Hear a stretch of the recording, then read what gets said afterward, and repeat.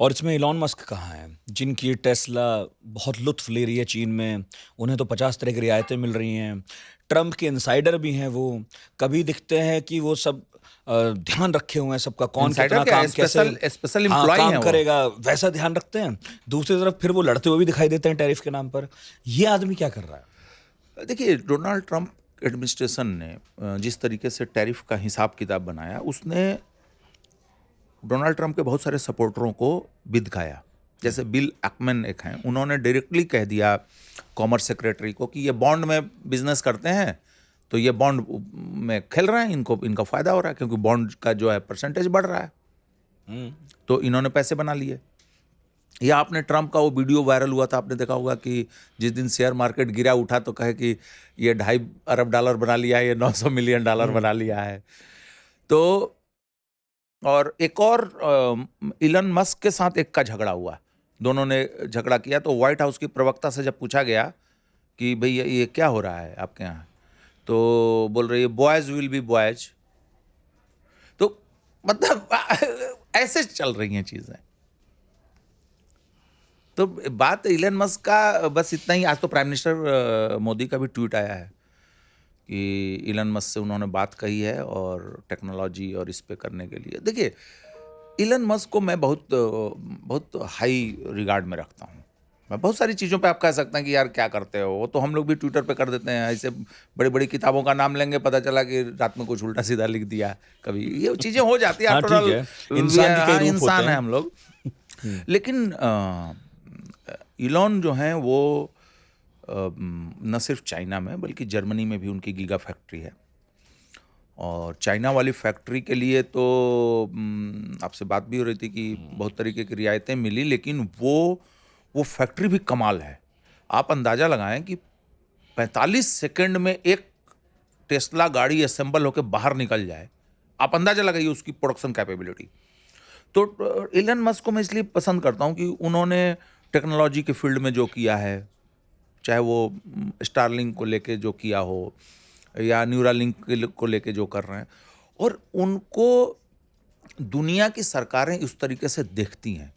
और आप देखेंगे कि चीन में वो जब भी जाते हैं, बहुत चीन की यात्रा करते हैं, वो जब भी जाते हैं तो वहां पर उनको प्रॉपर रेस्पेक्ट मिलता है। प्राइम मिनिस्टर बात करेंगे, वित्त मंत्रालय से रिलेटेड लोग बात करेंगे उनको, और काफ़ी फैन फॉलोइंग वहाँ पे। पूरा जो वीडियोज आते हैं आप देखेंगे कि काफ़ी लोग हाय हेलो हाय कर, मतलब एक वीआईपी की तरह उनका ट्रीटमेंट है। तो उसकी वजह एक सिर्फ टेस्ला की फैक्ट्री की ही बात नहीं है। और इनफैक्ट जब कहा गया कि BYD अच्छा एक चैलेंज हो सकती है कुछ साल पहले, तो एलन मस्क ने हंसते हुए लिखा था नो चांस, और आज टेस्ला को उसने पीछे छोड़ दिया। और अब तो स्थिति यह है कि अमेरिका भी खरीद रहा है तो वो कार। न सिर्फ कार, हमारे यहाँ जो बैटरी गाड़ियाँ चल रही हैं हमारे देश में, अपने हिंदुस्तान में, उनकी बैटरी BYD से आ रही है। और BYD की गाड़ियाँ आपको भी दिखती होंगी दिल्ली में, कम मात्रा में है लेकिन आने लगी दिखती हैं। तो इलन मस्क का वो जो प्रेजेंस है, उसके बाद उन्होंने ट्विटर खरीदा, तो वो एक बहुत बड़ी ताकत है ट्विटर, सोशल मीडिया का। और दुनिया के सबसे धनी आदमी हैं ही, यंग हैं अभी, उनके पास बहुत चीज़ें और करने की है। और समझिए कि दुनिया लोअर अर्थ ऑर्बिट में, अंतरिक्ष का जो लोअर ऑर्बिट है, उसमें जितनी मानव निर्मित चीज़ें घूम रही हैं, उसमें 50-60% जो है वो इलन मस्क की हैं। और दुनिया के चप्पे चप्पे पे उनके सैटेलाइट्स हैं। और आप ये भी जानते हैं कि वो चाइनीज़ गवर्नमेंट के तो करीब हैं ही, वो नासा और डिफेंस डिपार्टमेंट के भी करीबी हैं अमेरिका में। उनके कॉन्ट्रैक्ट्स लेते हैं और बहुत कुछ करते हैं। तो मैं समझता हूँ कि उसको उस तरीके से देखा जाना चाहिए। लेकिन मैं नहीं समझता कि मस्क इस स्थिति में है कि वो चाइना को लेकर ट्रंप एडमिनिस्ट्रेशन के रुख को नरम कर दें। अच्छा, उसकी वजह यह है कि भाई ट्रंप अकेले नहीं है ना, ट्रंप के ट्रेजरी सेक्रेटरी भी हैं। उनके बारे में ये कहा जा रहा है, और अमेरिकन लिख रहे हैं, मागा लोग सोशल मीडिया पे, कि 1992 में इस आदमी ने जॉर्ज सोरोस के साथ मिलकर बैंक ऑफ इंग्लैंड का बाजा बजा दिया था। बैंक ऑफ इंग्लैंड को बर्बाद कर दिया था 1992 में इन लोगों ने। $1 अरब सिर्फ बेसेंट ने प्रॉफिट कमाया था। ऑन द रिकॉर्ड है, मैं कोई अंदर की बात नहीं बता रहा हूँ। और अब वो पीपुल्स बैंक ऑफ इंडिया को, पीपुल्स बैंक ऑफ चाइना को जो है बर्बाद करेगा। उनके जो विदेश सचिव हैं मार्को रूबियो, वो चाइना बोलते ही नहीं है, वो सीसीपी बोलते हैं। हालांकि उन लोगों को सही मात्र हिजे नहीं आती है। वो सीपीसी है, कम्युनिस्ट पार्टी ऑफ चाइना।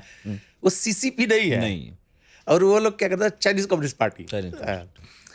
उनके जो डिफेंस मिनिस्टर हैं पीट हेगसेट, वो मंत्री जब बन गए थे, मतलब नियुक्ति हो गई थी लेकिन उनका फाइनल नहीं हुआ था, तो उन्होंने एक इंटरव्यू दिया कि चाइना जो है कुछ मिनटों में हमारे समूचे समुद्री बेड़े को खत्म कर सकता है, जो कि सच्चाई है। चाइना नेवल, समुंदर में चाइना से बड़ी ताकत आज के डेट में कोई नहीं है। लेकिन ये बात क्या, इस बात से क्या इंगित होता है? इस बात से ये इंगित होता है कि वो चीन को एक पोटेंशियल डिफेंस थ्रेट मानते हैं। तो ट्रंप एडमिनिस्ट्रेशन में इतने एंटी चाइनीज एलिमेंट्स भरे पड़े हैं, और मागा मूवमेंट के जो एक दो प्रो चाइनीज से बात बनेगी नहीं, वो बात नहीं, बात बनेगी भी तो वो बहुत मतलब कॉस्मेटिक होगा।